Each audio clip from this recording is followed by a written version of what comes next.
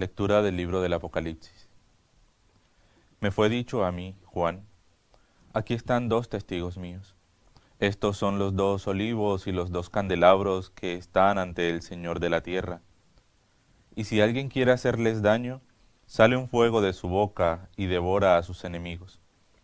Y si alguien quisiera hacerles daño, es necesario que muera de esa manera. Estos tienen el poder de cerrar el cielo, para que no caiga lluvia durante los días de su profecía, y tienen poder sobre las aguas para convertirlas en sangre, y para herir la tierra con toda clase de plagas siempre que quieran.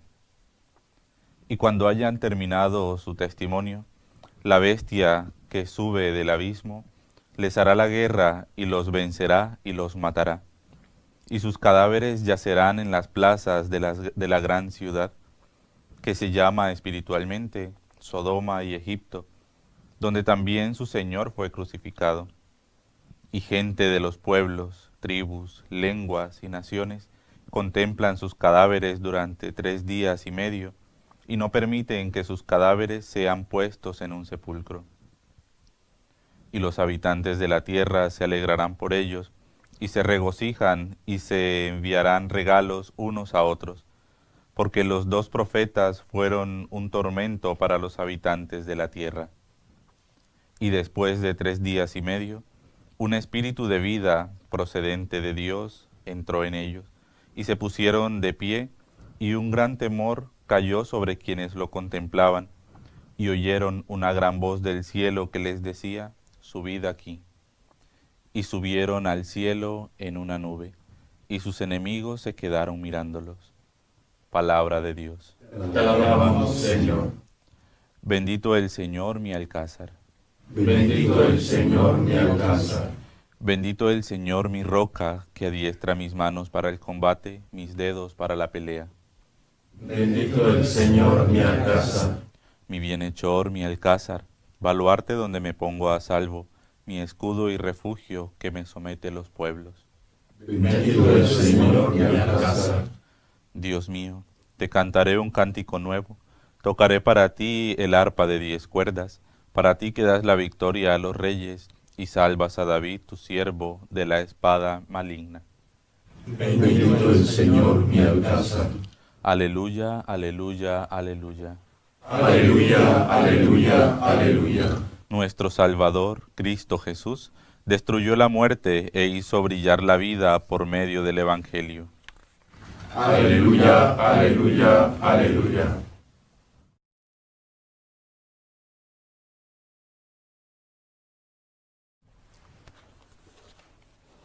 El Señor esté con vosotros. Y con tu espíritu. Lectura del Santo Evangelio según San Lucas. Gloria a ti, Señor.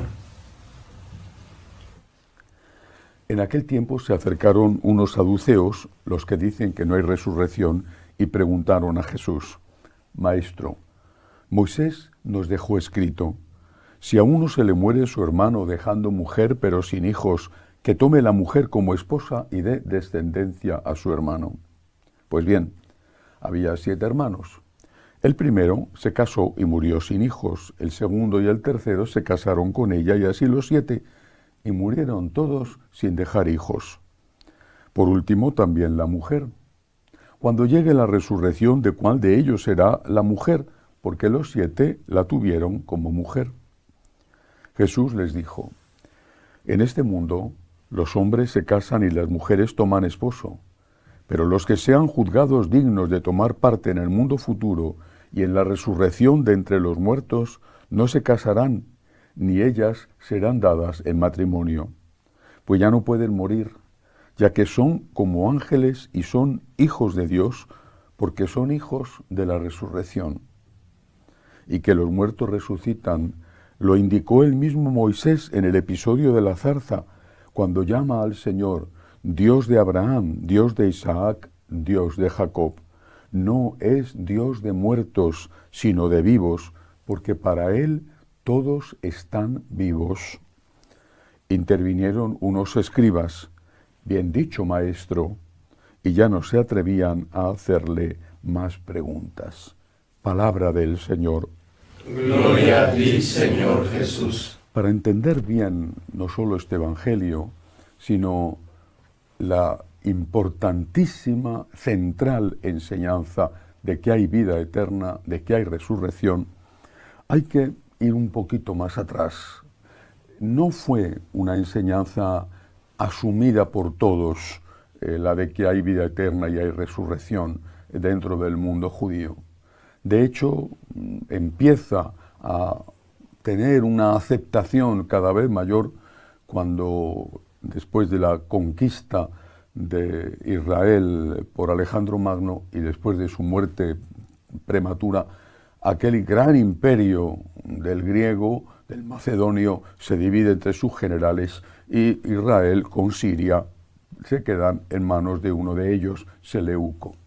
La dinastía seleucida no fue ni mucho menos tolerante e intentó impulsar un plan de homogeneización de todas las religiones dentro de la zona que a ese general y a sus sucesores le correspondía.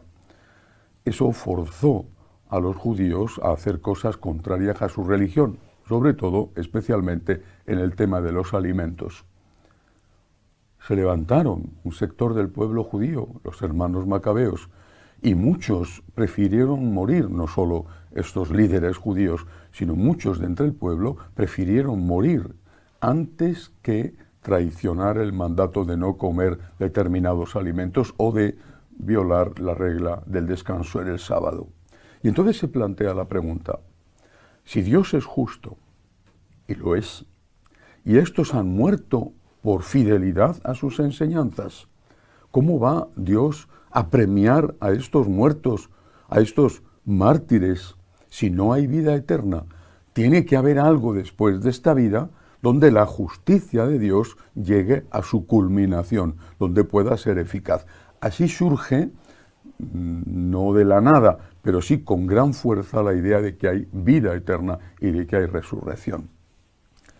Este episodio de los macabeos divide por lo menos a la élite intelectual y religiosa, divide en dos.